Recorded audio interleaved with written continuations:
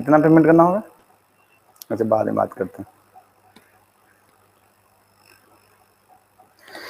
So finally due to some technical issue I am 2 minute late, but मैंने आपको respond किया है 6:16 में। Good evening everyone, and we have a new child Vaibhavi. Welcome to you, and we should welcome always to the new students.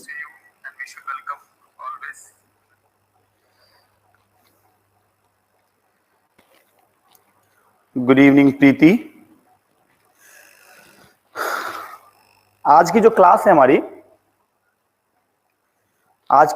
हमारी in previous section we have discussed molecular basis of inheritance, right? In that video I have not done so much. DNA के बारे में हम लोगों ने पढ़ा है, RNA के बारे में पढ़ा हम लोगों ने। इसमें जो मोस्ट इंपॉर्टेंट कंपोनेंट था वो था हाउ DNA फॉर्म्स। थोड़ा सा मैं रिकैप कर देता हूं। We have one new student Vaibhavi, और जो भी चैप्टर आपका छूटा है बेटा, ऐप पे already video is there, you can contact the admin, तो आपको उसका एडवांटेज मिलेगा। ठीक है, सारे चैप्टर्स डले हैं ऐप पे। First chapter molecular basis of inheritance का, विजेंद्र कुमार, राहुल, अभिषेक, महाला, दीपिका, आप सभी का स्वागत है। Wholeheartedly welcome to you. From my side, I am R.K. Singh from Kanpur, PGT Bio and Senior Coordinator in one of the reputed organization in Kanpur. आज हम लोग डिस्कस करेंगे further molecular basis of inheritance के बाद का part, जिसमें जो next topic है, आई hope you must have seen nucleosome model. Kornberg ने जो मॉडल दिया था उसके बारे में हम डिस्कस करेंगे। Okay, yes Vaibhavi, so don't get hesitated. अगर कोई भी डाउट हो तो आप टेक्स्ट भी कर सकते हैं, है ना? यहाँ पे भी अगर इन मीनवाइल क्लास के बीच में अगर हो, आपका मैसेज मैंने देख लिया। तो next topic is nucleosome model.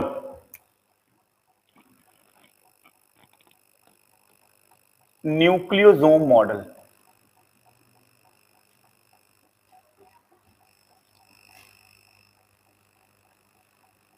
Nucleosome model.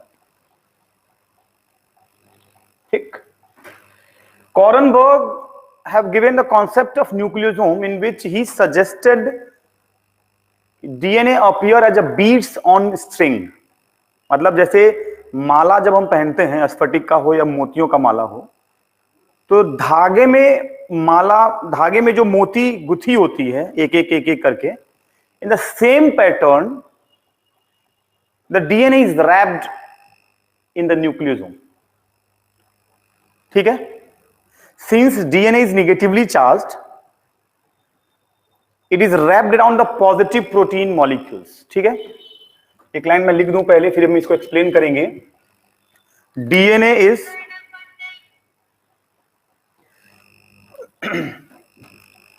लिखिए, thread of DNA is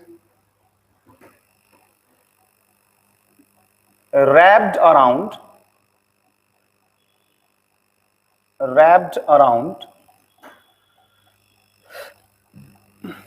histone protein,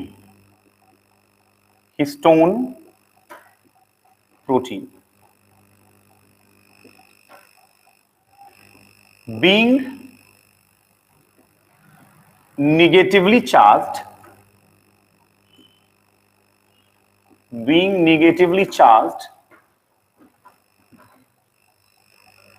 DNA is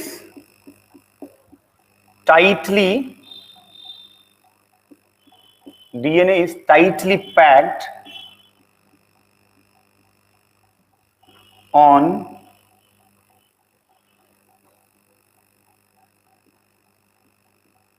positively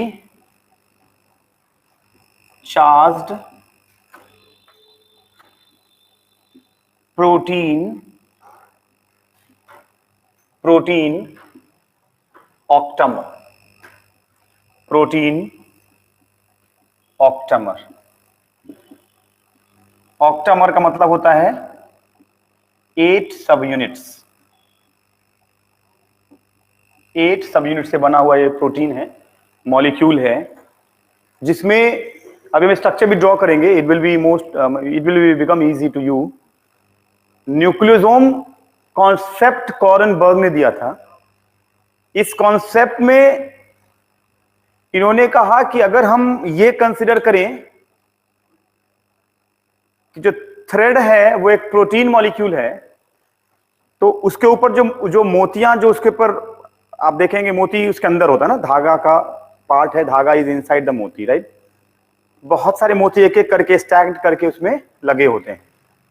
what you will see कि the DNA is wrapped around a protein molecule, being a negatively charge particle, being a negatively charge molecule. जो DNA है वो उस protein surface के ऊपर बहुत tightly packed है, और वो जो स्ट्रक्चर बन रहा है इट इज कॉल्ड न्यूक्लियोसोम।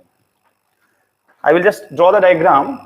यहां पे इस लाइन में 2 नीट के क्वेश्चंस हैं। पहला तो ये कि what is histone and why it is protein. ये क्वेश्चन बोर्ड के एग्जाम में भी आया है। एक पहला क्वेश्चन ये हो गया, मैं स्टार बना दे रहा हूं, यू मस्ट रिमेंबर दिस, ठीक है, हिस्टोन। उसके बाद दूसरा पार्ट है इसका ऑक्टामर। ऑक्टामर का मतलब हो गया द 8 सब यूनिट्स। मतलब अब अगर इसको ऐसे स्ट्रक्चर देखें, वी हैव, ये मैंने 4 गोले बनाए हैं, है ना।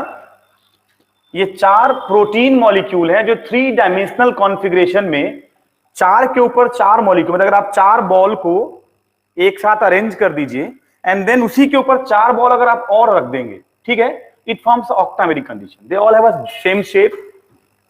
और उस ऑक्टामेरिक फॉर्म में जो डीएनए होगा वो टाइटली पैक्ड होगा, ठीक है। और इस पूरे स्ट्रक्चर को हम न्यूक्लियोसोम कहेंगे। क्या कहेंगे? न्यूक्लियोसोम, ठीक। और the model of nucleosome was given by Kornberg. लिखेंगे this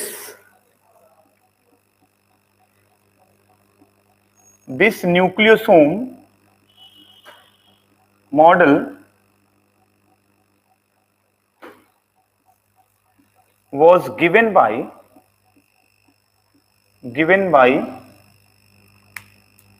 कॉरनबर्ग। ये भी एक क्वेश्चन हो गया, KOREN, कॉरनबर्ग, ठीक। कॉपी करिए इसको।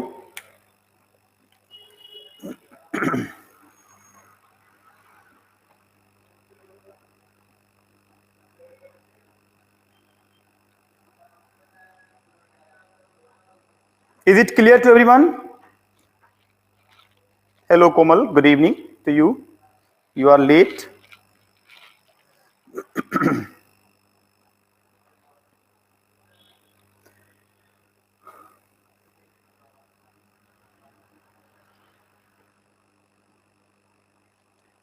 अब फिर यहां पे एक बात पार्ट आ गया कि जो हमारा जो हिस्टोन है ऑक्टामेरिक फॉर्म, ये H1A, H2A, H2B, H3 और H4 के फॉर्म में पाया जाता है, ठीक ना।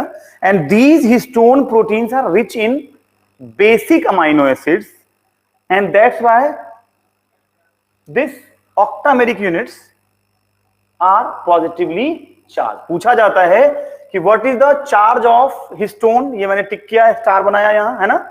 और उसके साथ साथ ये भी है कि that histone is a basic protein molecule, that you should understand, right. The histone is basic protein. साथ में आप लिख लीजिए इसी के नीचे, histone is basic protein.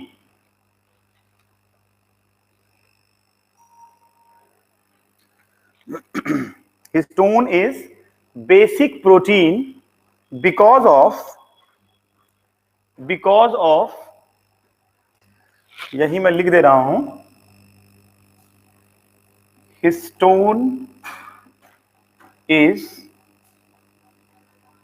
Basic protein due to large number of due to large number of arginine and histidine। और ये है क्या? तो these are amino acid which is basic,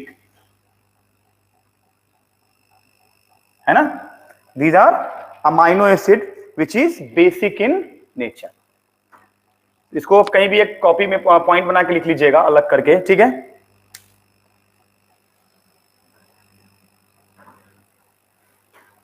समझ में आ रहा है सबको? कोई डाउट तो नहीं किसी को? Rahul wrote done, very good.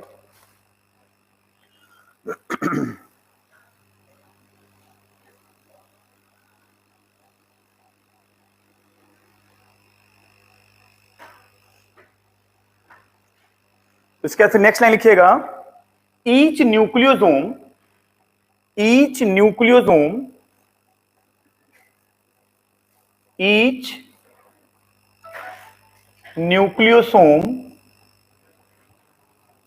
contains 200, ये न्यूमेरिकल में भी आया है कई बार, ये वैल्यू याद रखना है, 2 बेस पेयर्स। मतलब जैसे ही हमने इस स्ट्रक्चर की बात करी है ना, तो इसका मतलब हो गया कि एक न्यूक्लियोसोम में टोटल 200 बेस पेयर हैं। तो अब यहां पे एक क्वेश्चन आ गया। Okay Preeti, very good, done and clear. Preeti जरा आप जो आपके लिए सवाल है, and rest of you just understand the question. अगर एक न्यूक्लियोसोम में 200 बेस पेयर है, ठीक, तो जरा आप मुझे बताइए how many adenine will present. ये पिछले के पिछले साल बोर्ड एग्जाम में आया है क्वेश्चन, वो भी 1 नंबर में नहीं था, 2 नंबर में था। सरप्राइजिंगली हम लोगों के लिए बड़ा ये सरप्राइजिंग था कि ये 2 नंबर में कैसे दे दिया, जबकि इसकी औकात 1 नंबर से ज्यादा नहीं थी। फिर से क्वेश्चन सुनिएगा, है सबके लिए, but first Preeti will answer. I am expecting that you should answer first, ठीक है? इस सारिका इज देयर, सिमरन भी नहीं आज, कोई नहीं। तो क्वेश्चन है, if one nucleosome consist of 200 base pair, तो how many number of adenines are there. मैं क्वेश्चन भी लिख ही देता हूं, आसान रहेगा, याद रहेगा, आपकी नोटबुक में रहेगा, तो ये चीजें आपको आगे काम भी आएंगी। क्वेश्चन है, how many adenine present in one nucleosome. ठीक है, ये क्वेश्चन के फॉर्म में कॉपी ही कर लीजिए।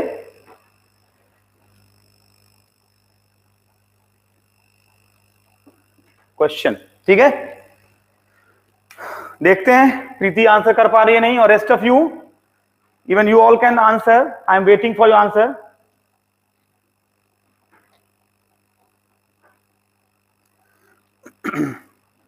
क्वेश्चन कॉपी करिए, how many adenine present in one nucleosome, मतलब एक इस न्यूक्लियोसोम के स्ट्रक्चर में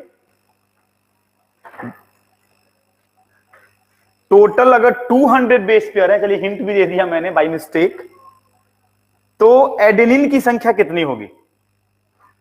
now everyone can, anyone can answer. Now anyone of you can answer. Vaibhavi, Preeti, Komal, Rahul, Simran, Vijendra and Abhishek, Deepika is as well there. Question समझ में आ गया होगा I hope. How many number of adenine is present in one nucleosome unit? I am waiting for your answer everyone. Now anyone can answer.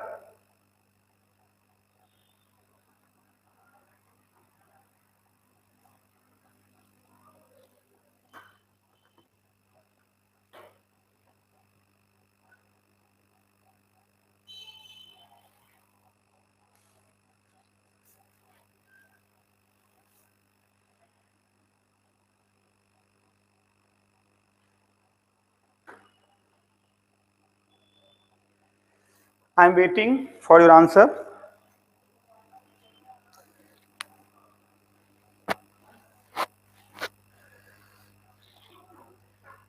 None of you have answered yet.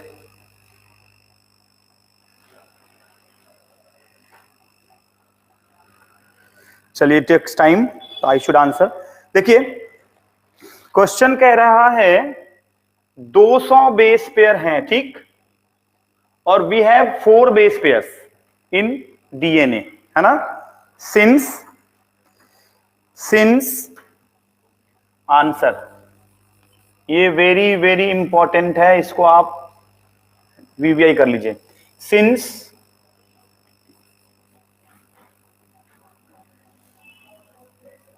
there are 4 base pairs, there are 4 base pairs present in DNA, that is adenine, thymine, guanine and cytosine. मैं अब इसको erase कर रहा हूं. I hope you have all of you have already written. आपने लिख लिया होगा ना. मैं इरेज कर रहा हूं, नीचे अभी छोड़ दूंगा, परेशान नहीं होइएगा.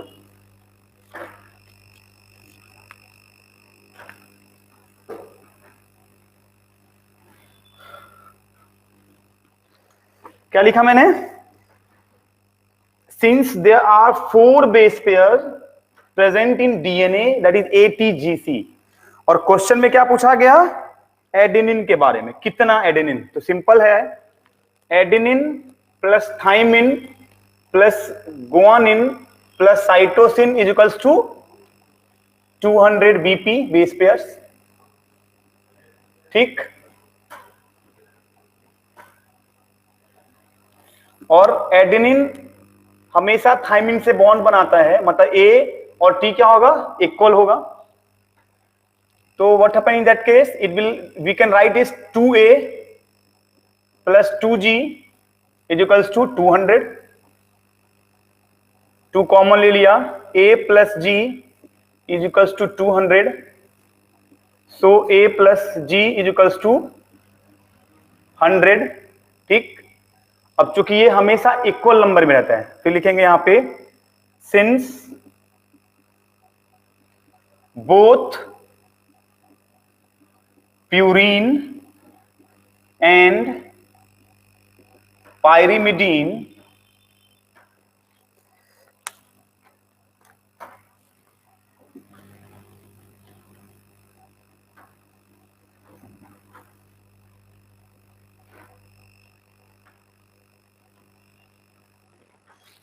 since both purine and pyrimidine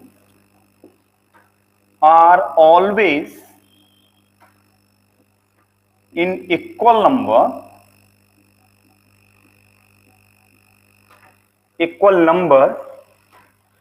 hence adenine A is equals to 50, G is equals to 50. I hope you got the answer and this is the answer. I hope सबको समझ में आ गया होगा. Is it clear to everyone?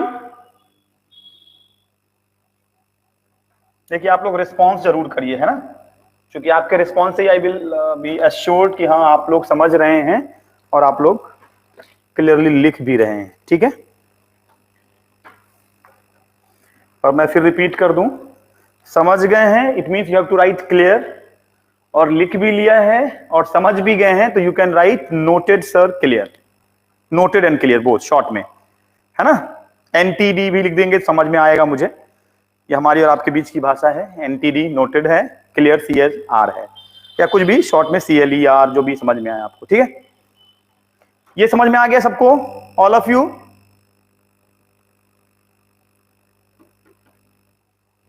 I am waiting for your response. अच्छा, repeat कर दूं? प्रीति repeat, okay fine. हाँ, समझिए फिर से, मैं इसको आप कॉपी कर लीजिएगा बाद में, फिर से समझिए आप। आपको मैंने पढ़ाया है, अभी पिछली क्लास में पढ़ा था हम लोगों ने कि एडेनिन थाइमिन के साथ डबल बॉन्ड बनाता है, ग्वानिन साइटोसिन के साथ ट्रिपल हाइड्रोजन बॉन्ड बनाता है, ठीक है। इट मींस जितना एडेनिन होगा उतना ही क्या होगा, थाइमिन भी होगा, जितना ग्वानिन होगा उतना ही साइटोसिन भी होगा। इसमें कोई डाउट?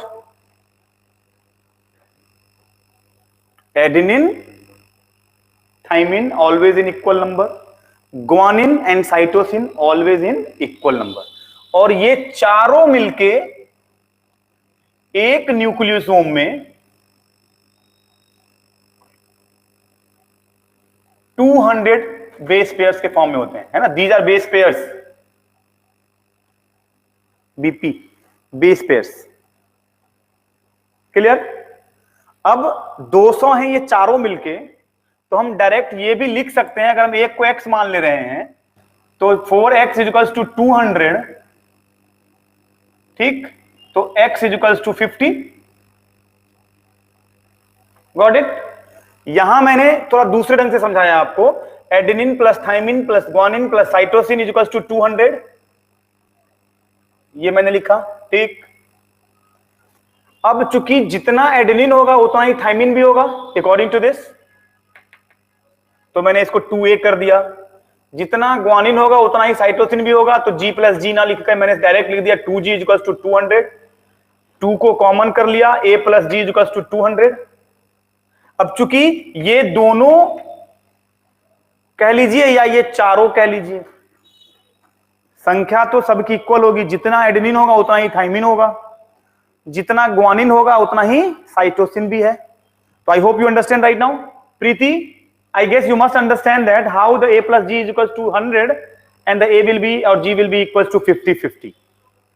मतलब चूंकि 4 नाइट्रोजनस बेस हैं तो all will be 50 into 4 is equals to 200। Clear?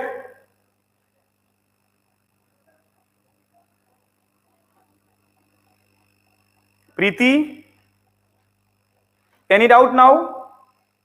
Deepika clear, very good. Simran very good. Abhishek very good. Abhishek very good. Preeti, I hope you understand this, why it is 50.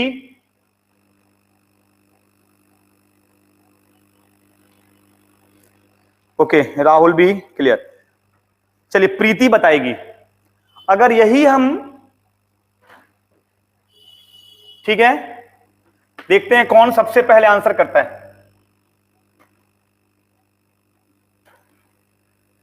यही अगर we have, मैं लिख दे रहा हूं सबसे अच्छा,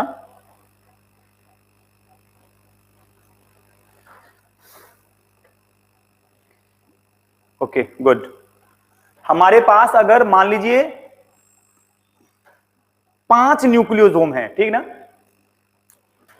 तो एक और क्वेश्चन लिख लीजिए वहीं पे, question if, not if, wait, don't write, how many cytosine are present in 4 nucleosome unit. चलिए बताइए, let us see who will answer first, कि अगर हमारे पास 4 यूनिट्स हैं न्यूक्लियोसोम की,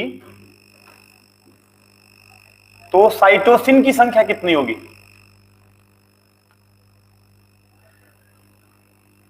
बताइए, अगर 4 है तो साइटोसिन की संख्या कितनी होगी?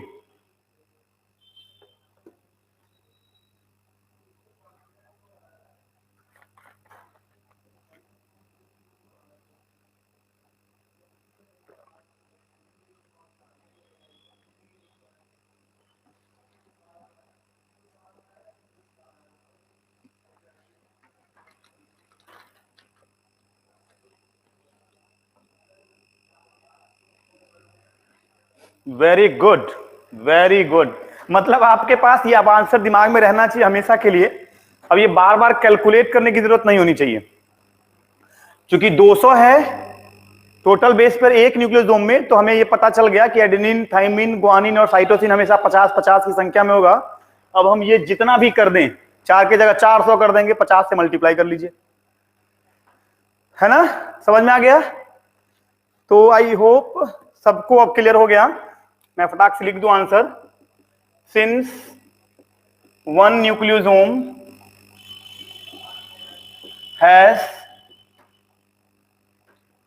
has 50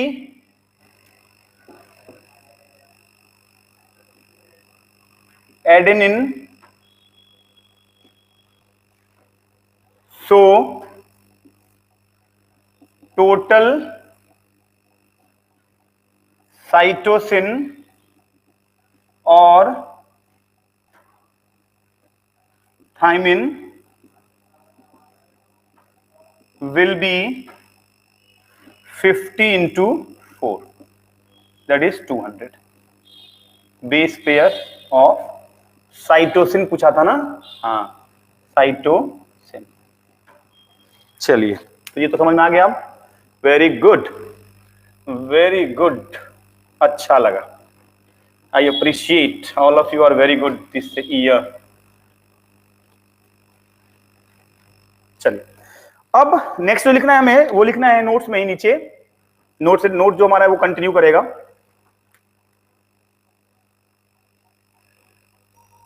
लिखेंगे nucleosome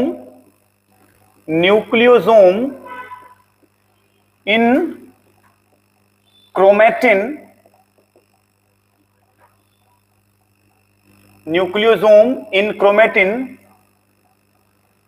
appears as beads on string। ठीक है, मतलब वही बीड्स ऑन स्ट्रिंग, मतलब माले, मतलब धागे में जो हमारा माला है स्ट्रिंग में, that is what the beads on string.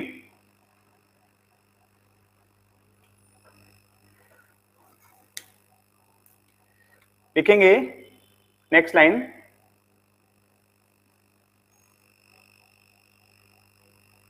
in prokaryotic cell non-histone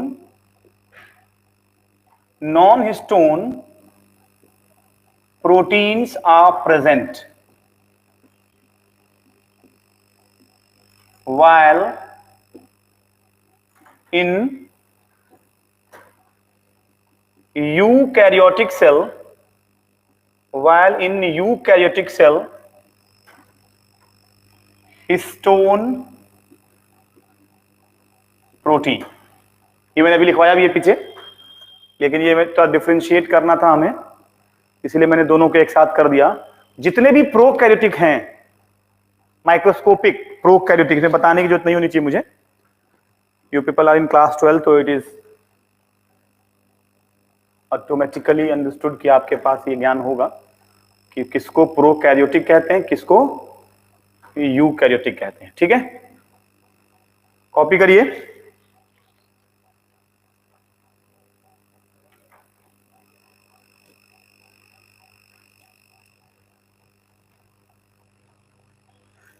अब जब हम इस क्रोमेटिन की बात कर रहे हैं, हाँ, तो chromatins are of two types. लिखेंगे क्रोमेटिन्स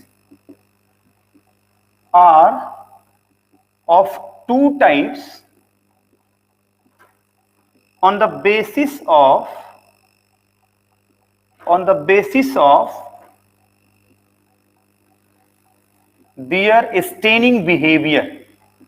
स्टेनिंग बिहेवियर के लिए लिखेंगे रिस्पॉन्स। स्टेनिंग रिस्पॉन्स, पहला euchromatin and second one is heterochromatin. यहां तक कोई डाउट किसी को? अब ये यूक्रोमेटिन क्या है, तो लिखेंगे region of DNA that are transcriptionally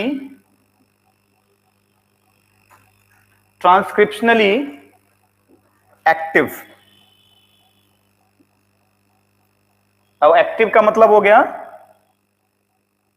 these are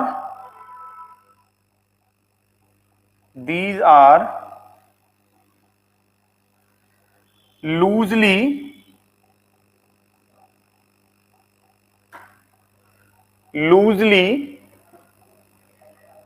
held with less stain। अभी इसको पहले लिख लीजिए, फिर मैं एक्सप्लेन कर दूंगा। अब आई बात हेट्रोक्रोमेटिन की, तो फिर से वही लाइन रिपीट की जाएगी। Region of DNA that are transcriptionally, ये आपको स्कूल में पढ़ाएगा नहीं टीचर कभी ढंग से, और ये चीजें बताएगा भी नहीं, मैं आपको पहले बता दूं। Region of DNA that are transcriptionally inactive, transcriptionally inactive, these chromatins are tightly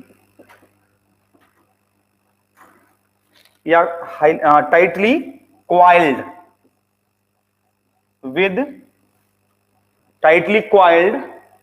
with more stain, मतलब डार्क होगा, मोर स्टेन। कॉपी करिए, फिर इसको हम समझा दे रहे हैं, परेशान नहीं हुई, कॉपी करिए।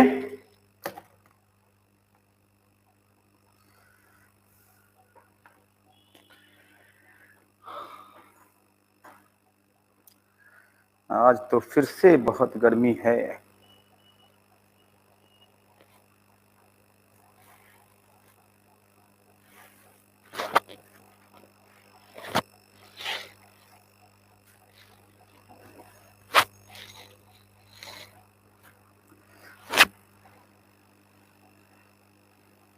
कॉपी करिए।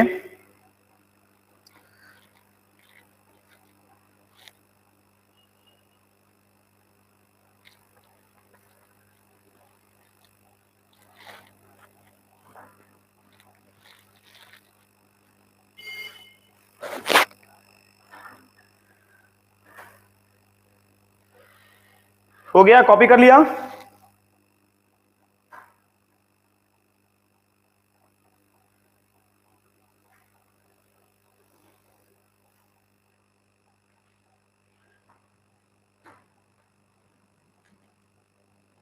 I am waiting for a response.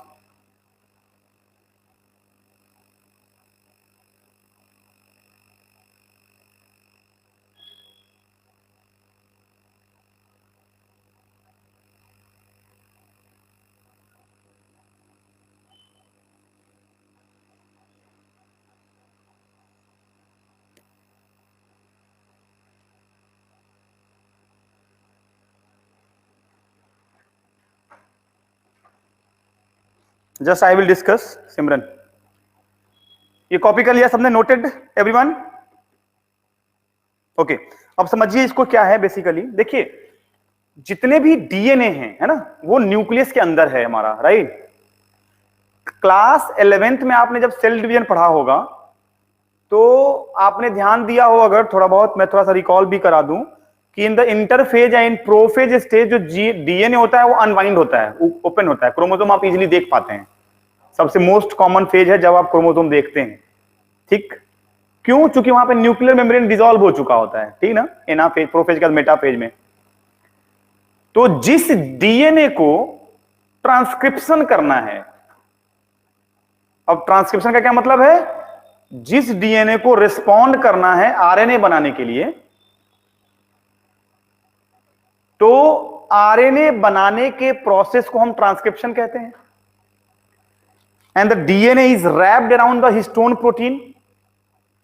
अब जब डीएनए को ट्रांसक्रिप्शन करना होगा तो वो धीरे धीरे अनकॉइल्ड होगा, अनवाइंड होगा, अनरैप होगा, खुलेगा, वो ढीला होगा स्टोन के ऊपर से। ठीक, अब जब वो ढीला होगा तो उस तरह के डीएनए को, उस तरह के क्रोमेटिन को हम क्या कहते हैं? Euchromatin. क्या कहते हैं? Euchromatin. Unwind DNA, uncoiled DNA. अब फिर हमने यहां पे लिखा ये लेस स्टेन लेता है। लेस स्टेन मतलब स्टेन इज अ कलरिंग, मैं लिख दे रहा हूं, ये भी लिख ही देता हूं, वैसे ये 9th में ही है ये सब चीजें। स्टेन है क्या? तो it is a colouring dye या agent, it is a colouring dye oblique agent used to see oblique observe different, used to see oblique observe different specimen। अब इसको जरा हम और आसान कर दें आपके लिए, अभी लिख लीजिएगा, जस्ट वेट। डिफरेंट स्पेसिमेन, जैसे लिटमस पेपर का क्या काम है? लिटमस पेपर का काम है आपको ये बताएगा अपने कलर बिहेवियर से कि कोई भी सॉल्यूशन एसिडिक है या बेसिक है। आपने लिटमस पेपर डाला, ब्लू लिटमस डाला, अगर रेड हो गया तो आपको पता चल गया the given sample is acidic.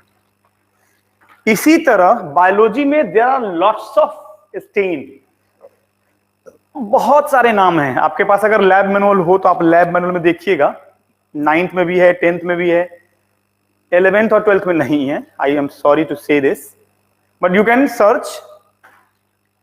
मैं नाम बता रहा हूं, सेफ्राइन का नाम अगर आपको याद हो, मिथाइलिन ब्लू, जाइलिन, फ्यूलजेन, क्विनक्राइन, ये सभी नाम हैं स्टेन के। जिस तरह से लिटमस नाम हुआ, जिस तरह से आयोडीन नाम हुआ, एक सॉल्यूशन है, वो कलर सॉल्यूशन है, वो भी हम स्टेन कह सकते हैं।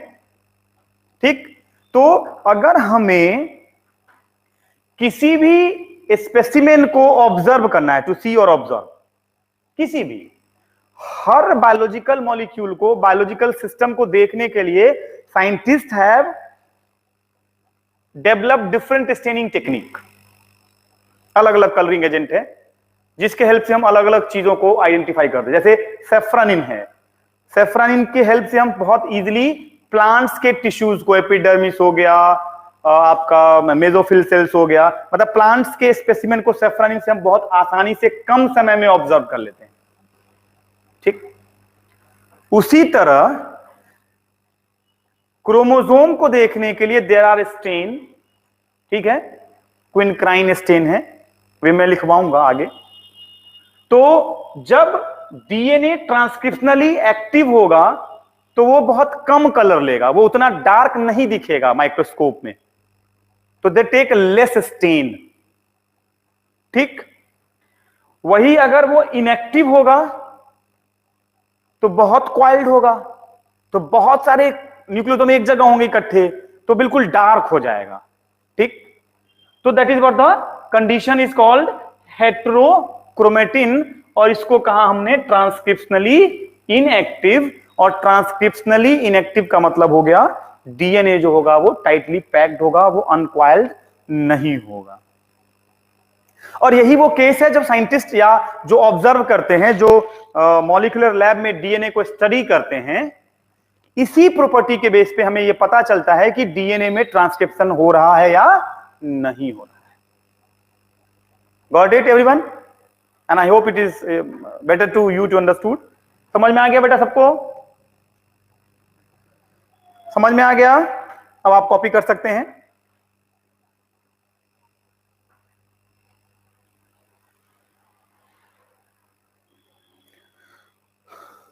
Simran, Abhishek, Deepika, Rahul, Preeti, Vaibhavi, I hope now clear.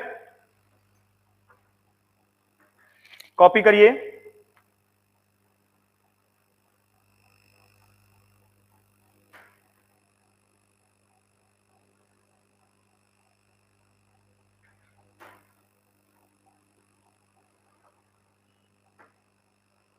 समझ में आ गया होगा सबको? I am waiting for the reply.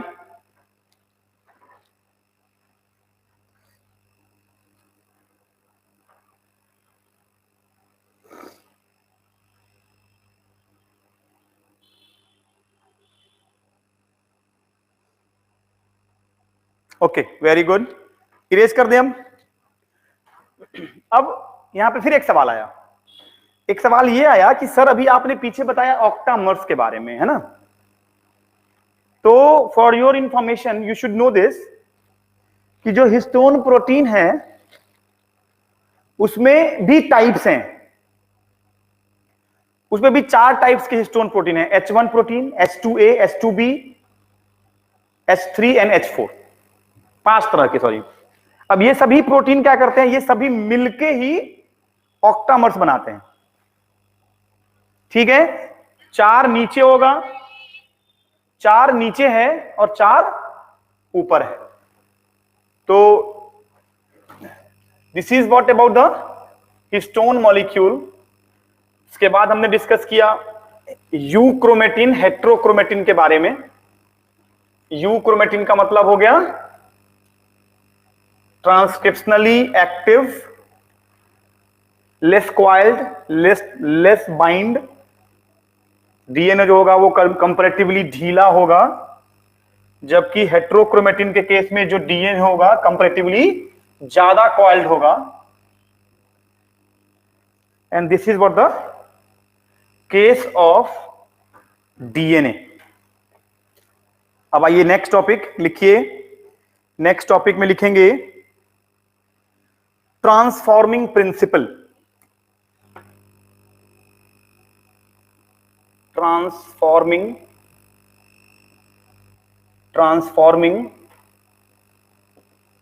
Principal. Transforming principle. इस चैप्टर में 5 प्रिंसिपल्स पढ़ने हैं. And surprisingly these all 5 principles are only representing about the DNA molecules. कितना मतलब इंपॉर्टेंट है आप चीज समझिए चैप्टर. और उसके बाद हर साल एक क्वेश्चन 2 या 3 नंबर में 100% रहता है. मतलब क्वेश्चन पेपर आउट हो गया मेरी समझ से. आप अगर पिछले 3 साल के बोर्ड का क्वेश्चन देखिए, किसी भी बोर्ड का देखिए, तो उन 5 में मैं बताता जा रहा हूं एक एक करके. अभी हम डिस्कस भी करेंगे gradually 1 by 1. Transforming principle, bacteriophage experiment, bio characterization experiment, Griffith experiment, Hershey and Chase experiment, sorry Meselson and Stahl experiment. मतलब 5 एक्सपेरिमेंट, 5 डिफरेंट ऑब्जर्वेशन और कई सारे साइंटिस्ट. क्योंकि 2-3 ऐसे भी एक्सपेरिमेंट्स हैं जिसमें 3 साइंटिस्ट मिलके उन्होंने स्टडी करी. ठीक? तो दिस इज तो बेसिकली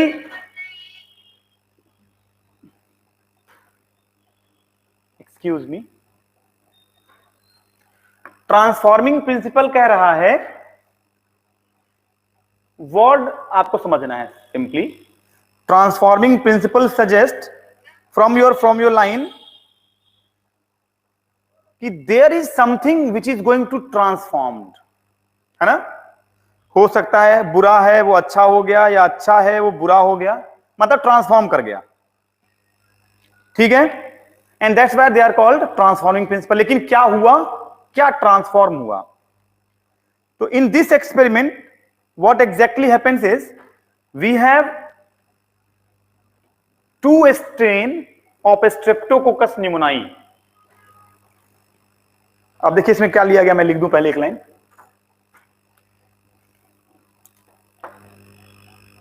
स्ट्रेप्टोकोकस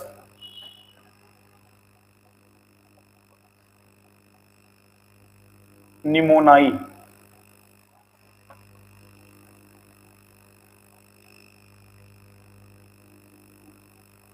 ये सब भी आ जाता है कभी कभी. इज यूज्ड कि कौन सा मतलब माइक्रो ऑर्गेनिज्म यूज किया गया था. Is used in this experiment. In this experiment. ठीक, अब इसके दो स्ट्रेन थे, है ना, ब्रैकेट में टू स्ट्रेन, टू स्ट्रेन्स। अब टू स्ट्रेन में पहला रफ एंड दूसरा स्मूथ। रफ का मतलब हो गया वायरुलेंट, इसको कहते हैं पैथोजेनिक, और ये हो गया नॉन वायरुलेंट। ऑब्वियसली इसका उल्टा मतलब हो गया नॉन पैथोजेनिक। ठीक है, फिर लिखेंगे यहां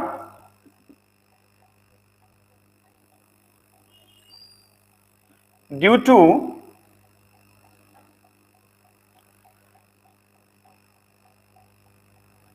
presence of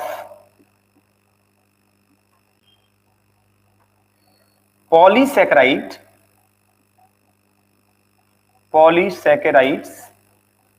on surface of bacteria, one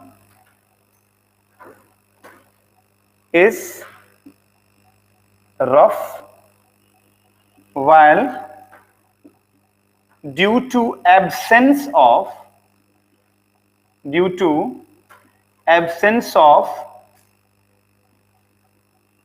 polysaccharide smooth हो गया। अब जरा इसको समझिए, हो क्या रहा है, एक बैक्टीरिया है, उसके सरफेस पे कुछ शुगर के मॉलिक्यूल्स होते हैं, जिसके कारण जो एक है हमारा वो क्या हो जा रहा है, रफ हो रहा है, और जो दूसरा है वो क्या हो रहा है, स्मूथ हो रहा है।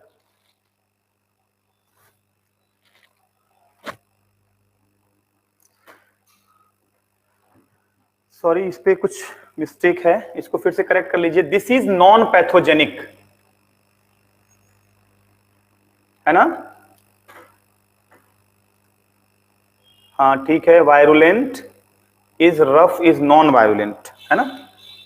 इसको एक बार करेक्शन कर लीजिए, non virulent,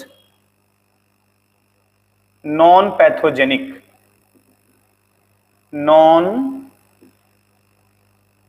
attention please, must correct this, pathogenic,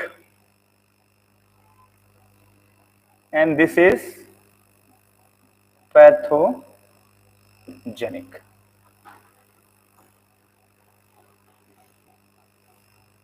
अब due to presence of polysaccharide on surface of bacteria, one is smooth and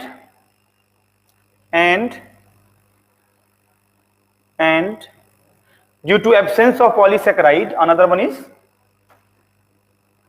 rough। अब यहां समझिए हो क्या रहा है, why something is rough and something is smooth, ये तो मैंने आपको बता दिया। अब जो इसकी पैथोजेनिसिटी है, जो इसका हार्मफुल इंपैक्ट है, जो ये वायरुलेंट है, it is because of the nature of bacterial cell wall. ठीक ना। अब हुआ क्या, इन दोनों स्ट्रेन को, ठीक है, साइंटिस्ट ने यूज किया, साइंटिस्ट का नाम था फ्रेडरिक ग्रिफिथ, फ्रेडरिक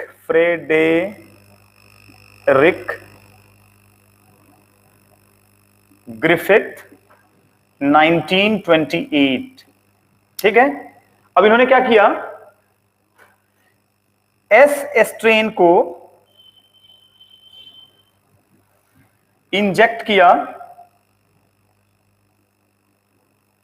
पहले समझ लीजिए फिर लिखिएगा, है ना, it is very important theory, पहले समझ लीजिए सब लोग फिर लिखिएगा। एस स्ट्रेन को इंजेक्ट किया माइस में, और रिजल्ट क्या हुआ, माइस डाई। माइस डाई का मतलब हो गया कि जो एसिस्टेंट बैक्टीरिया है इस माइस के लिए क्या था, हार्मफुल था, इसने न्यूमोनिया कॉज किया माइस को और इसकी मृत्यु हो गई।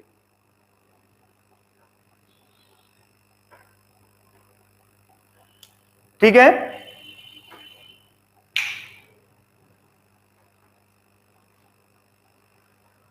उसके बाद नेक्स्ट स्टेज में, एक्सक्यूज मी,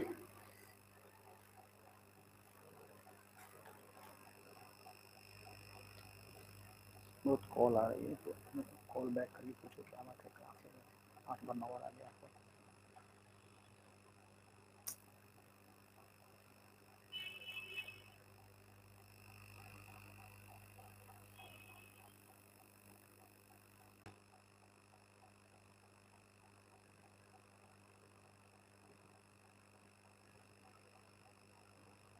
कॉल बैक कर, हाँ सॉरी। तो व्हाट आई वाज एक्सप्लेनिंग कि जो फ्रेडरिक ग्रिफिथ थे, इसको हम ग्रिफिथ एक्सपेरिमेंट भी कहते हैं। ये मैंने लिखा ही नहीं, ये भी लिख लीजिए, ग्रिफिथ एक्सपेरिमेंट, ग्रिफिथ एक्सपेरिमेंट, है ना, Griffith experiment.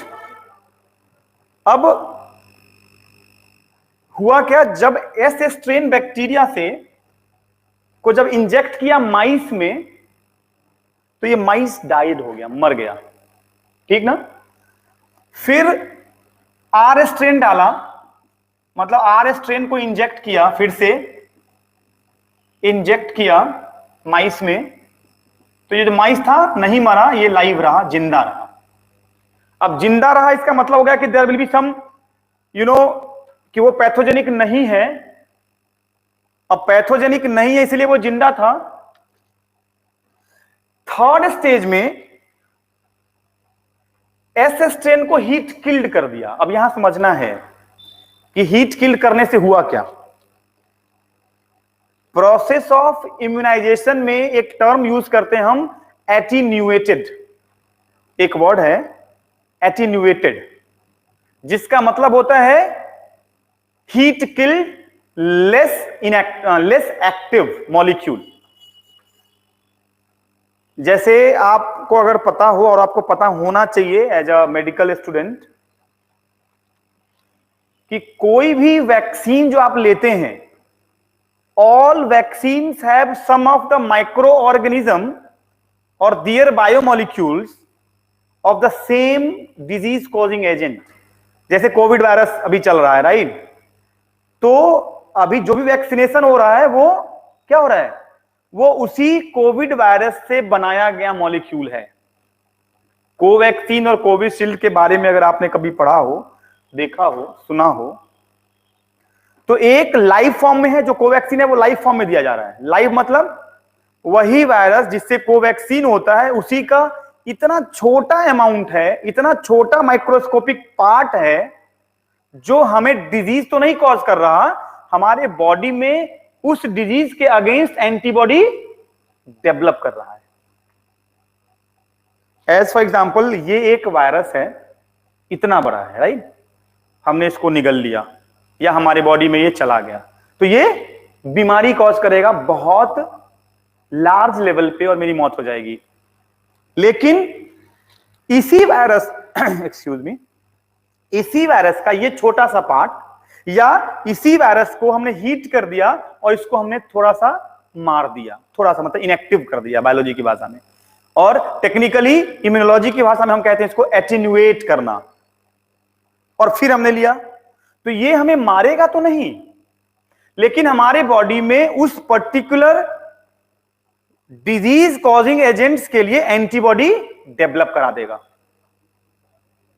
And what happened in that case? Your body itself prepare a cell, a fighter or the defense system against the pathogen, कि अगर फिर दोबारा ये पूरा का पूरा जिंदा हमारे बॉडी में एंटर करता है, तो इसको मारने के लिए हमारे पास ऑलरेडी हथियार हमारे सेल्स में है, WBC है, एंटीबॉडी है, हमें फिर वो बीमारी नहीं होगी। And this is the basic concept of immunity और इम्यूनाइजेशन। Got it? हम कहां थे? हम थे यहां कि एस स्ट्रेन इंजेक्ट किया माइस में, माइस मर गया, आर स्ट्रेन इंजेक्ट किया, माइस जिंदा रहा, फिर हम इसी एस स्ट्रेन को तो हम लिखते हैं यहां heat killed, heat killed S strain inject किया माइस में, फिर माइस क्या था? लाइव रह गया, जिंदा रह गया। और यहीं पे हम वर्ड यूज करते हैं attenuated, attenuated, less virulent. I hope you understand this word, less virulent. ठीक, अब क्या किया? मिक्सचर बना दिया हीट किल्ड का। हम इसको शॉर्ट में मैं लिख दे रहा हूं क्योंकि मुझे दोबारा ना लिखना पड़े लंबा चौड़ा लाइन। इस हीट किल्ड के लिए हमने वर्ड यूज किया हीट किल्ड एस स्ट्रेन। ठीक, ठीक है ना? समझ में आ गया? Heat killed S strain. अब इस हीट किल्ड एस स्ट्रेन को मिक्स कर दिया हमने आर स्ट्रेन के साथ। हमने क्या मतलब? ग्रिफिथ ने किया, और इसको फिर से माइस में इंजेक्ट किया। माइस डाई हो गया, माइस की मौत हो गई, सॉरी, माइस डाइड, माइस डाइड। ठीक, अब इस कॉन्सेप्ट से जो कंक्लूजन निकला वो ये निकला कि somehow that heat killed strain has converted R strain into S strain so that the mice died. ये और कुछ तो था नहीं। इसका मतलब जो हमने सिस्टम यूज किया है उसी में कुछ ना कुछ उस सिस्टम ने खुद में अपना बदलाव लिया, और इससे क्या हो गया? जो वायरुलेंट नहीं था, जो हार्मफुल नहीं था, जो पैथोजेनिक नहीं था, वो अब पैथोजेनिक हो गया, और जिस कारण से जो माइस था वो मर गया, डाइड हो गया। And this is for the transforming, मतलब एक जो नॉन वायरुलेंट था वो ट्रांसफॉर्म हो गया वायरुलेंट के फॉर्म में, जिसके कारण माइस की मौत हो गई। तो कुछ तो है नेचर उस मॉलिक्यूल का जो उस बैक्टीरिया के अंदर में है, या बैक्टीरिया के पास कुछ तो ऐसा है जो अपने आप को ट्रांसफॉर्म कर लेता है, बदल देता है। हार्मफुल से, सॉरी, यूजफुल से वो हार्मफुल हो गया, नॉन पैथोजेनिक से वो पैथोजेनिक हो गया। Got it everyone? Clear? Copy करिए हम।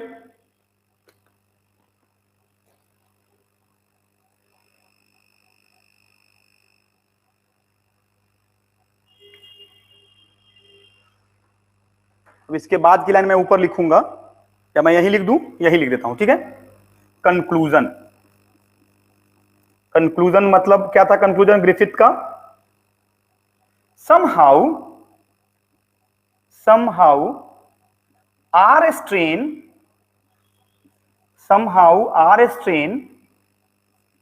transforms itself into S strain that killed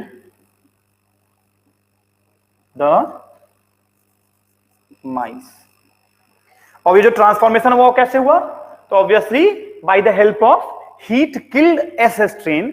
मतलब उसमें कुछ अभी भी ऐसी चीजें थी जो उस आर स्ट्रेन को एस स्ट्रेन में ट्रांसफॉर्म कर दे रहा है, किल कर दे रहा है, इन्फ्लुएंस कर दे रहा है कि भैया ऐसा है कि तुम अब मारने वाला काम शुरू कर दो, मारने कूटने वाला, और माइस डाइड। तो this is for the transforming principle. I hope you clearly understood. Copy कर लीजिए।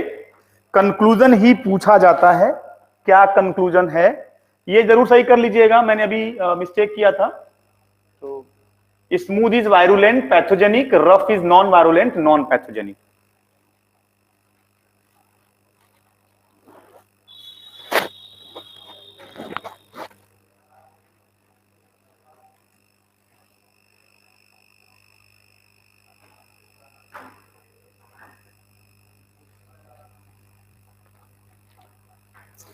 Noted, Vaibhavi noted, good. Note Vaibhavi clear है या नहीं? क्लियर भी लिखा करिए अगर समझ में आ गया है तो, अदरवाइज आई विल रिपीट, है ना। अभिषेक, सिमरन, दीपिका तो लिख दिया, very good, clear and noted. नहीं, it is very earlier comment, पहले का comment.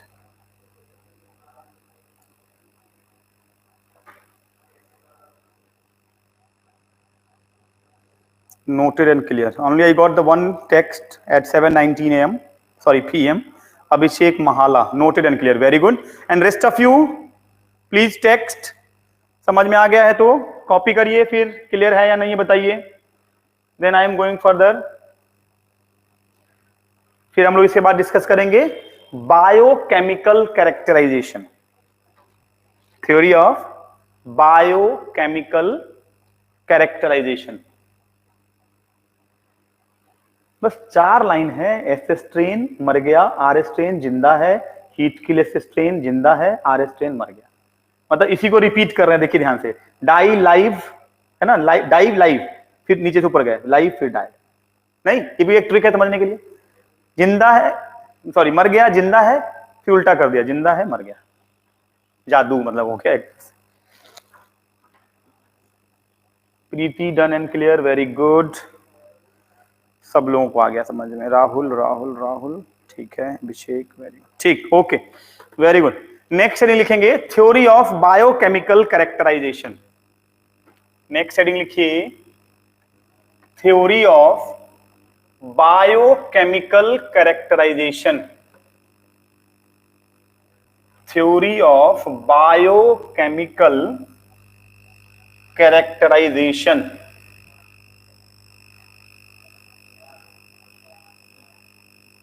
Theory of biochemical characterisation.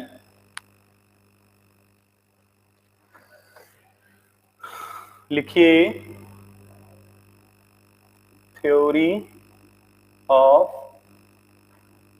Biochemical characterisation.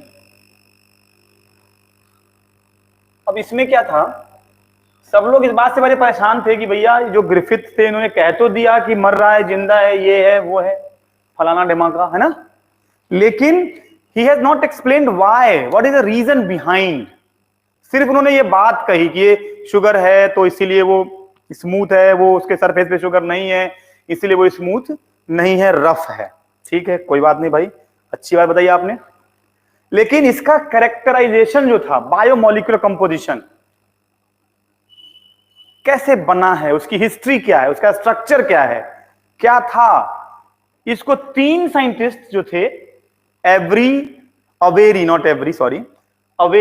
McLeod and McCarthy, इन 3 लोगों ने मिलके एनसीईआरटी में ग्रिफिथ एक्सपेरिमेंट के जस्ट बाद ये टॉपिक गिवन है आपके बुक में, है ना। इन्होंने इसको एक्सप्लेन किया और कहा क्या, इन्होंने कहा कि जब हम कैरेक्टराइजेशन करेंगे, जब हम उनकी प्रॉपर्टीज को आइडेंटिफाई करेंगे, और इन्होंने किया बेसिकली जो काम, तो ये पता चला कि why certain molecules become harmful, और ये उन्होंने प्रूव भी किया एक्सपेरिमेंटल बेसिस पे कि ये बात बिल्कुल सही है कि जो R strain bacteria non virulent था, नॉन पैथोजेनिक था, वो उसी हीट किल्ड एस स्ट्रेन के कारण ट्रांसफॉर्म हुआ है। ठीक, तो सबसे पहले तो उनका नाम दे दीजिए। उनका नाम है Avery, AVERY, McLeod and McCarthy.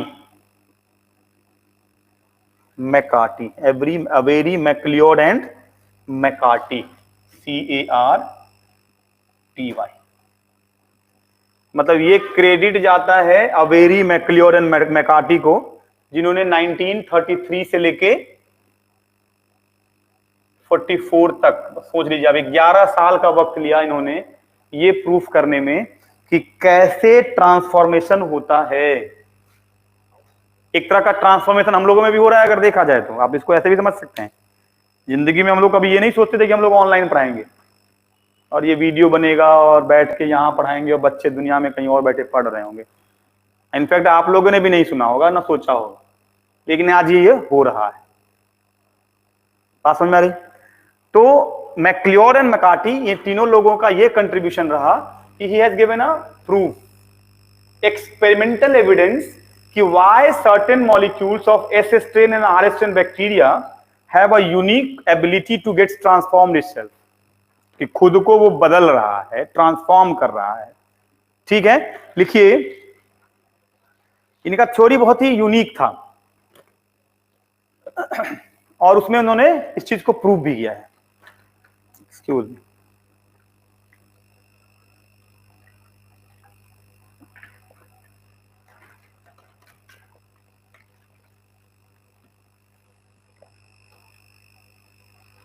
लिखेंगे he purifies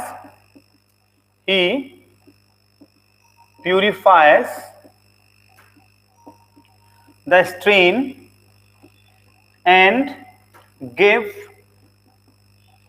experimental evidence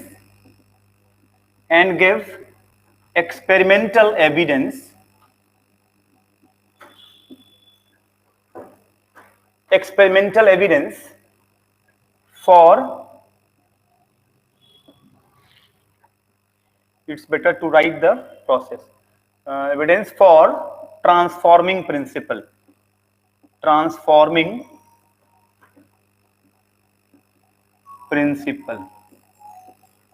पहले आइसोलेट किया, आइसोलेट करने के बाद उसको स्टडी करी, उसके बारे में उसको एक्सप्लेन किया।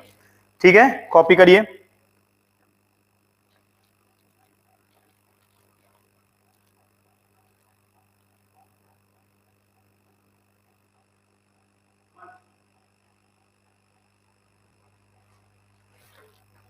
कॉपी।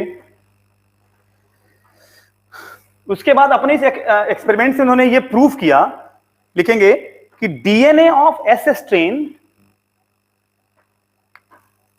नेक्स्ट लाइन में लिख दूं, DNA of S strain is responsible for transformation of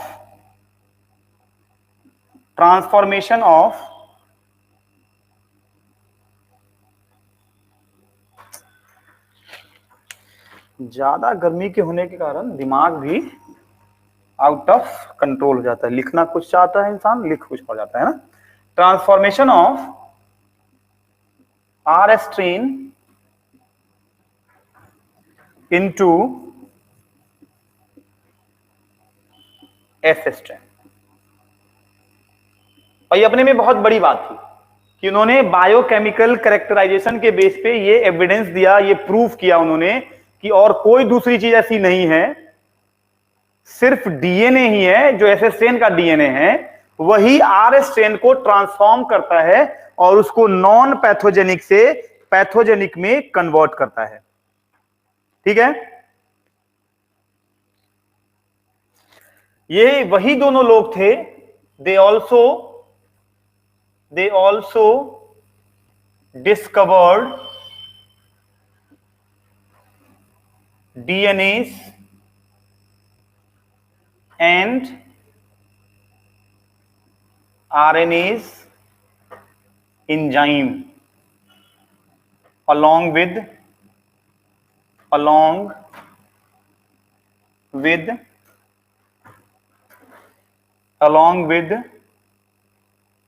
protein digestive enzyme। ठीक है, कॉपी करिए।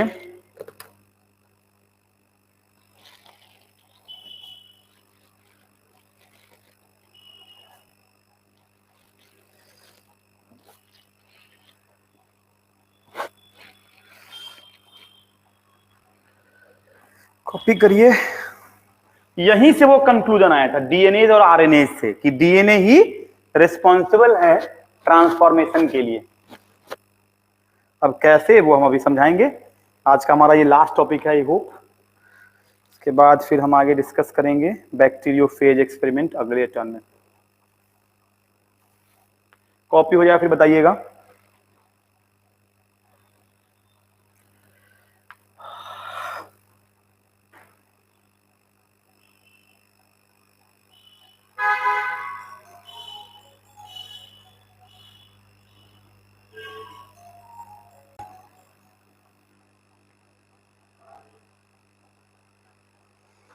कॉपी करके क्लियर हो तो फिर टेक्स्ट करिएगा, है ना।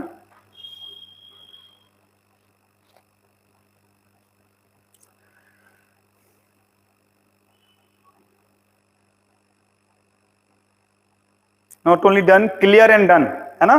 You have to write clear and done if you understood and completed, because it make me feel easy कि चलिए बच्चों को मेरे समझ में आ गया, मेरे पसीने की बूंद जो निकल रही है उसका फायदा बच्चों को मिल रहा है।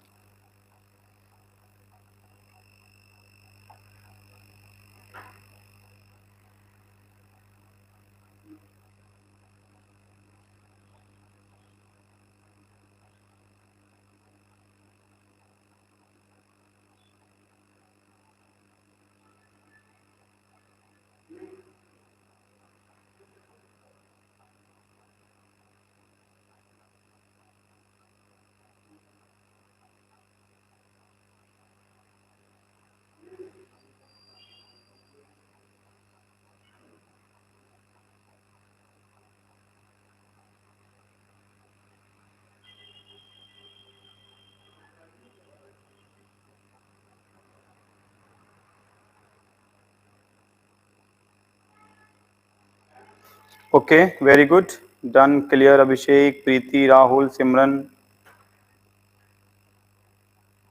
Okay fine. अब इसको समझना है कि ये थ्योरी कहां से क्लियर हुई, कहां से आई, कैसे प्रूफ हुई। इन्होंने जो आइसोलेट किया था ना स्ट्रेन, कहां लिखा मैंने, ही प्यूरिफाइड द स्ट्रेन, मतलब निकाला उन्होंने स्ट्रेन को बाहर, मतलब आइसोलेट किया। और आइसोलेट करने के बाद पहले उन्होंने इस एंजाइम डीएनएज को यूज किया। और डीएनएज का मतलब क्या है, एज जहां भी लगा है मतलब तोड़ने वाला है, वो एंजाइम है, ब्रेक करने वाला है। तो जैसे ही डीएनएज से ट्रीट किया तो डीएनए तो डेड हो गया, और उस डीएनए के डेड होने के कारण माइस जो था वो डेड नहीं हुआ, लाइव रहा। और what happened in that case, जो हीट किल्ड था वो ट्रांसफॉर्म नहीं कर पाया। आरएनए से फिर ट्रीट किया, कोई फर्क नहीं पड़ा। प्रोटीएज से ट्रीट किया, प्रोटीएज मैंने नहीं लिखा, अच्छा यहां लिखना है, प्रोटीन डाइजेस्टिव एंजाइम को हम प्रोटीएज से किया तो भी नहीं मरा। इट मींस इन तीनों एंजाइम से प्रोटीएज, ठीक, प्रोटीन डाइजेस्टिव। अब इसी एंजाइम के यूज करने से ये कंक्लूजन निकला कि ये और कोई नहीं डीएनए ही है, ठीक है। आप चाहिए तो यहां लिख सकते हैं छोटा सा, DNA digesting enzyme, DNA, RNA digestive enzyme, RNA, ठीक है। और यहां मैंने लिख दिया protease will be the protein digestive. अब इससे प्रूफ हो गया। कैसे प्रूफ हो गया, समझ में आ गया सबको? Any doubt to anyone? कोई कंफ्यूजन किसी को?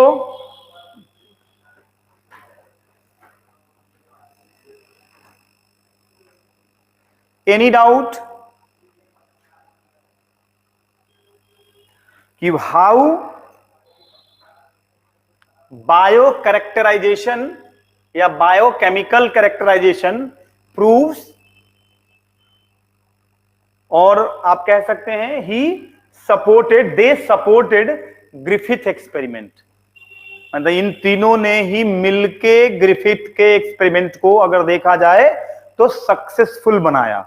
ग्रिफिथ महानुभाव तो सिर्फ उन्होंने कह दिया कि ऐसा है जनाब कि एस स्ट्रेन मारता है, आर स्ट्रेन जिंदा रखता है, दोनों को मिक्स कर देते हैं तो वो फिर से मरने लगता है ना। लेकिन डीएनए ही रिस्पॉन्सिबल है, ये प्रूफ करने का काम किसने किया? किसने? डीएनए ने। क्यों? तो जैसे ही डीएनए से ट्रीट किया तो वो ट्रांसफॉर्मेशन नहीं हो रहा था।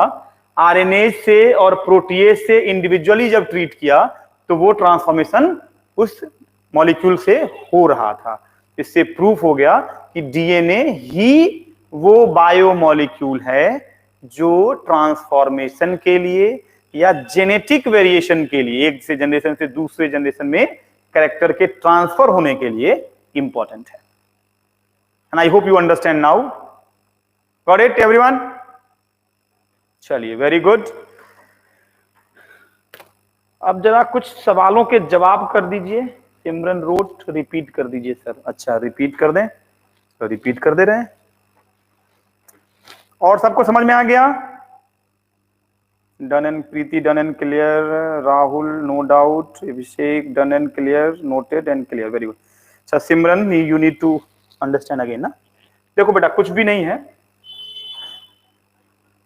आप ऐसे समझिए, इन्होंने क्या किया, जिस एस स्ट्रेन बैक्टीरिया से मौत हो रही थी माइस की, उस बैक्टीरिया को प्यूरिफाई कर लिया, मतलब आइसोलेट कर लिया उसको, उसके एक्सट्रैक्ट को निकाल लिया। ठीक, अब उस एक्सट्रैक्ट को जब निकाला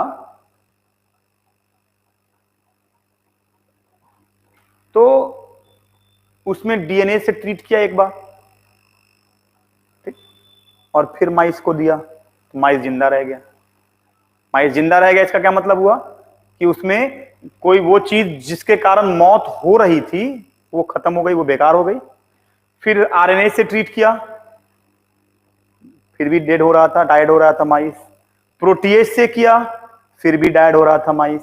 ठीक, उसके बाद हीट किल के साथ भी उन्होंने यही काम किया, डीएनए से ट्रीट किया, माइस डाइड नहीं हो रहा था। आप समझ आई? तो इस तरह से क्या हुआ कि अलग अलग स्टेप्स को कैरी आउट करने के बाद इन तीनों लोगों ने ये कंक्लूजन दिया कि why DNA able to transform non virulent molecule to virulent form. जो आर स्ट्रेन नुकसान नहीं कर रहा था माइस को, वो आर स्ट्रेन अब ट्रांसफॉर्मेशन के कारण उस माइस को नुकसान पहुंचा रहा है। ओके सिमरन, डन, क्लियर, वेरी गुड। तो फिर नेक्स्ट टॉपिक है हमारा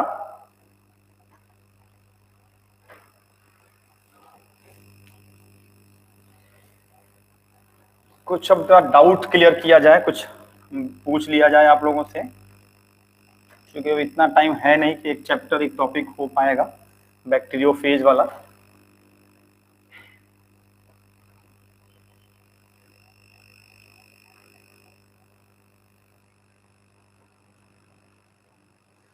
जरा मुझे आप ये बताइए आप लोग,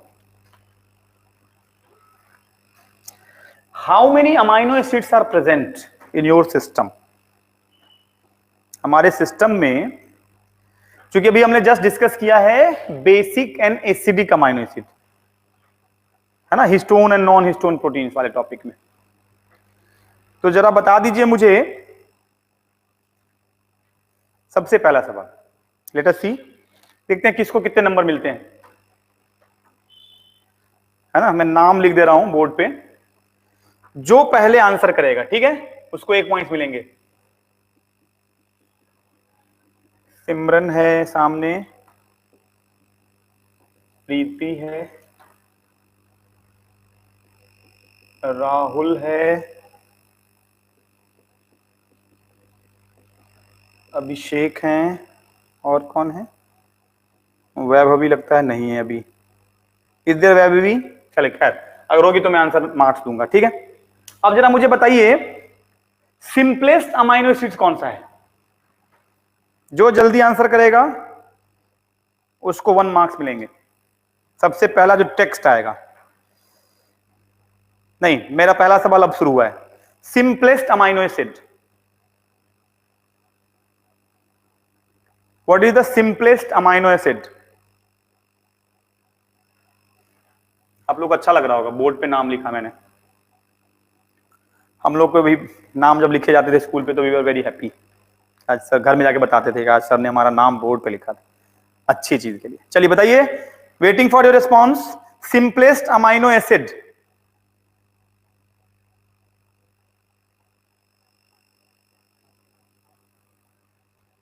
none of you have yet answered. कौन सा amino acid simplest amino acids कहलाता है?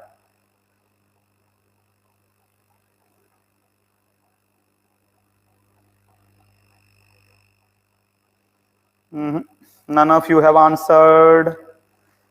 इतना टाइम नहीं देंगे बेटा, फिर तो आप लोग चीटिंग करेंगे। भरोसा नहीं है आप लोगों पे मुझे। चलिए आंसर क्विट करते हैं। Answer is glycine. स्ट्रक्चर है COOH HRH। ठीक है, तो एक क्वेश्चन स्किप हो गया। अब आपका आंसर आएगा अभी, तो I will not going to mark giving you marks, क्योंकि 7:39 तक आपके आंसर्स मेरे पास नहीं पहुंचे।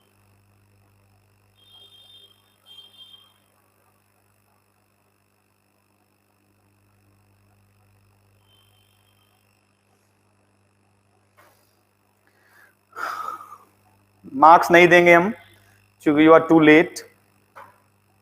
Next question, sulphur containing amino acid कौन है? एग्जाम्पल दीजिए। Sulphur containing amino acid, sulphur containing amino acid.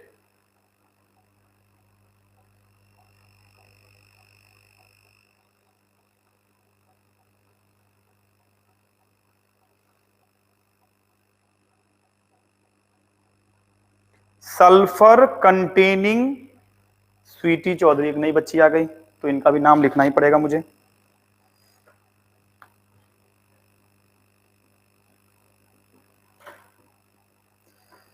Sulphur containing amino acid, Sweety wrong answer. इसका मतलब आप लोगों ने क्लास 11th बायोमोलिक्यूल नहीं पढ़ा अच्छे से।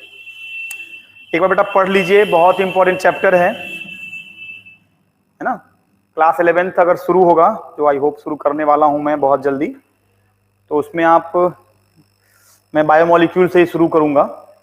तो अगर टाइम हो आपके पास, तो मतलब कल वाले टर्न में आप जरूर अटेंड करिएगा, क्योंकि ऐप में you are just getting the information regarding कि क्या क्लासेस होने वाली हैं। ठीक है, Abhishek wrong answer, Rahul wrong answer. Now I have to give the answer. दो हैं, सिस्टीन एंड मेथियोनिन। ये क्या, आप लोगों से ये उम्मीद तो नहीं थी मुझे। सल्फर कंटेनिंग अमाइनो एसिड्स दो हैं out of 20, total 20 amino acids हैं, जिसमें से सिस्टीन एंड मेथियोनिन।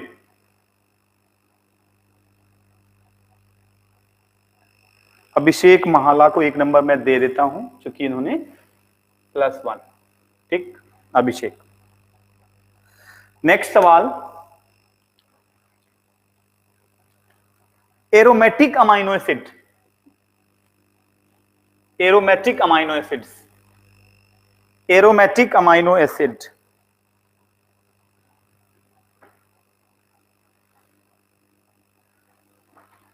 बेटा टाइम सेम होगा, इसी टाइम में। आज के टर्न में आपको पढ़ाता हूं, कल वाले टर्न में अभी नहीं sorry, you will get the message, don't worry. App पे आप हो ना, तो you will get the information regarding. अभी शुरू नहीं हुई है क्लास 11th, ठीक है, तो क्लास 11th बहुत जल्दी मैं शुरू करूंगा और मैं ही पढ़ाऊंगा, तो उसमें आपको मैसेज मिलेगा। ठीक है ना, I will let you know, don't worry. During my class, आपकी क्लास में मैं कभी जब शुरू होने वाला होगा, तो मैं priorly I will inform you. ठीक है, और biomolecule is most important chapter I guess, बहुत जरूरी है। डीएनए में जो थोड़ी बहुत आपको दिक्कत अभी भी आ रही होगी, आई होप, तो वो सिर्फ और सिर्फ उस बायोमोलिक्यूल चैप्टर के कारण। मैं अपने बच्चों को, जो मैं यहां पढ़ाता हूं स्कूल में, जहां कॉलेजेस में, तो बायोमोलिक्यूल चैप्टर में लगभग 1 से 1.5 महीना लेता हूं, और हर यूनिट में उस चैप्टर को देता हूं टेस्ट पेपर के लिए, ताकि बच्चा उसको अच्छे से करे। और गिने चुने 6 या 7 सवाल हैं। ठीक है, हाँ वेरी गुड अभिषेक, चीटिंग तो नहीं कर रहे हो ना। Tryptophan and phenyl alanine is aromatic amino acids.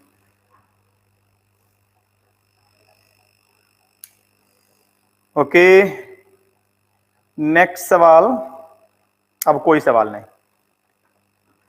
चलिए फिर सिर्फ अभिषेक को मार्क्स मिल पाए आज की क्लास में। इस तरह की क्लास मैं लेता रहूंगा, टेस्ट भी इसी तरह का, तो इंटरेस्टिंग हो जाता है, आपको भी अच्छा लगेगा, मजा आएगा। You have been there on the board. ठीक है, टायरोसिन भी है, बिल्कुल सही सिमरन। और चूंकि दोनों टाइम स्वीटी ने भी आंसर किया, राहुल ने भी आंसर किया है, बट अच्छा टाइमिंग सबकी सेम है, तब तो चीटिंग नहीं होनी चाहिए आप लोगों के साथ। +1 मैं सबको दे रहा हूं, ठीक ना। सबको बोले तो सिमरन +1, राहुल +1 एंड स्वीटी +1।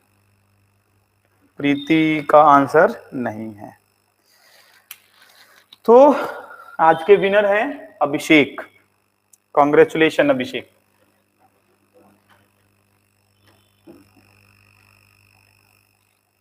तो आज उम्मीद है कि आपको क्लास तो इंटरेस्टिंग लगी होगी, है ना।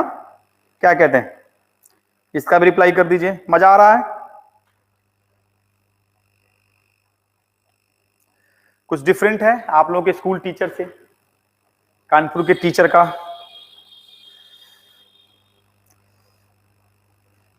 You welcome Abhishek, you have done good, that's why you have been appreciated. ठीक है, तो should we end the class. Good evening, take care. आज इतना ही, अगले टर्न में हम लोग इसके बाद का टॉपिक डिस्कस करेंगे और थोड़ा सा बायोमोलिक्यूल चैप्टर जो क्लास 11th का है थोड़ा सा पढ़िएगा।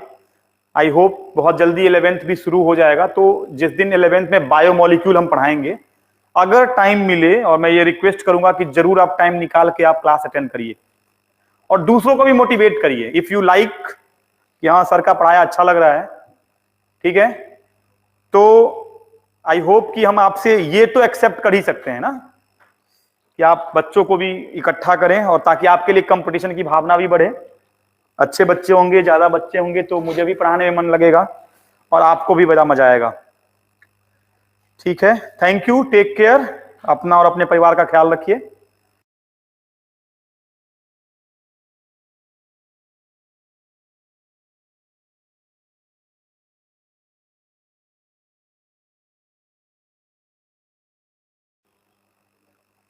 और एक चीज और मैं बताना भूल गया कि जितने भी नए बच्चे हैं और पुराने बच्चे हैं, ठीक ना, सब लोग ये जरूर कोशिश करिए, रिवाइज करते रहिए, क्योंकि ऐप पे वो सारी वीडियोस आपके लिए डली हुई हैं और वह भी मैंने आपको बताया भी था पहले। ठीक है, आप परेशान मत होइएगा, आपके पास ऑलरेडी वीडियोस ऐप पे डली हुई हैं, आप उससे उसका एडवांटेज ले सकते हैं। ठीक है, ओके, फिर टेक केयर, थैंक यू।